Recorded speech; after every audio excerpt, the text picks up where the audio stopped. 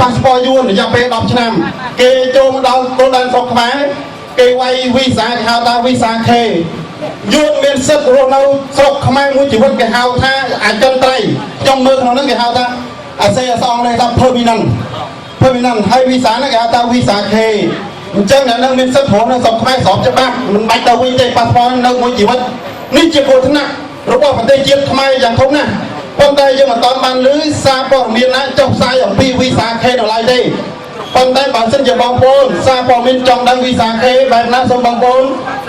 នៅជាមួយខ្ញុំឬក៏បងប្អូនទៅតាមដានស៊ើបអង្កេតនៅប៉ូលីសព្រំដែននឹងឃើញវីសាខេហ្នឹងជាគ្រោះថ្នាក់ជាតិធំណាស់ហើយមួយទៀតយួនគេចូលមកស្រុកខ្មែរគេដល់កាត់តាមវាស្រែបើសិនជាប៉ូលីសអាជ្ញាធរនៅចាប់បានគេឆ្លើយថាគេបង់លុយរួចហើយឬក៏គេឲ្យលុយប៉ូលីសនឹងតិចទៅគេចូលបានហើយថ្ងៃមួយកាលខ្ញុំនៅជាលោកសង្ឃនៅវត្តកំពង់ត្រាច់ខេត្តកំពត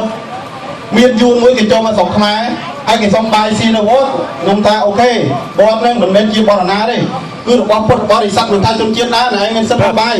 ប៉ុន្តែហូបបាយហើយខ្ញុំជូនឯងទៅប៉ុស្តិ៍ដើម្បីស៊ើបសួរមើលតើឯងចូលមកស្រុកខ្មែរមានឆ្លាមឬអត់ខ្ញុំសួរតែប៉ុណ្្នឹងយួនរៀបអាចដាក់ខរត់ចូលខ្ញុំបាត់អត់មានទៀមបាយហូបទៀតទេបាទពីព្រោះយើងចង់អំពាវនាវប្រជាពលរដ្ឋខ្មែរទាំងអស់បាទប្រជាពលរដ្ឋខ្មែរម្នាក់គឺមានកាតព្វកិច្ចការពារពលរដ្ឋការពារប្រទេសជាតិខ្មែរម្នាក់បងប្អូនណាសប្តាហ៍នេះហេតុអីបានយើងមិនរំពឹងទៅច្បាប់អន្តរប្រវេសន៍និងច្បាប់សញ្ជាតិនៅស្រុកខ្មែរ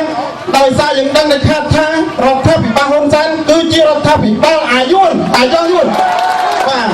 សូមផ្លេចទៅសូមឲ្យការពារអសរោះជាពិសេសហើយប៉ះពាល់ទៅដល់អ្នកខ្ញុំសូមទៅខែបន្តិចខ្ញុំនិយាយក្នុងនាមពលរដ្ឋខ្ញុំទទួលចំពោះមុខច្បាប់មែនបងប្អូនបើសិនវេទិកាមិនទទួលខុសត្រូវខ្ញុំសូមចិត្តចូលទោសបើខ្ញុំនិយាយខុសណាហើយក្នុងនាមខ្ញុំសូមសវណ្ណជាខ្មែរកម្ពុជាក្រមហ៊ានហៅហ៊ុនសែនថាជាអាយ៉ងយួនបាទពីព្រោះហេតុអីជាអាយ៉ងយួនពីព្រោះហ៊ុនសែនប្រងការអនុញ្ញាតឲ្យយួនរស់នៅទឹកខ្វះស្រុកខ្មែរពេញទឹកពេញដីដោយគ្មានច្បាប់បន្តប្រវេសន៍បាទហើយហ៊ុនសែនគ្មានចំណាត់ការលើយួនយើងមានច្បាប់បន្តប្រវេសន៍នៅក្នុងដីប៉ុន្តែអត់អនុវត្តច្បាប់បន្តប្រវេសន៍ហើយយើងប្រជាពលរដ្ឋជឿចាប់ប្រដេញប្រទេសអំពីបន្តប្រវេសន៍តើសតវត្សណាយួនចេញពីទឹកដីខ្មែរដំណាក់កាលតែមួយគាត់ប្រជាពលរដ្ឋខ្មែរត្រូវតែបោះឆ្នោតតំណែងហ៊ុនសែនបើមិនចឹងទេប្រជាពលរដ្ឋខ្មែរ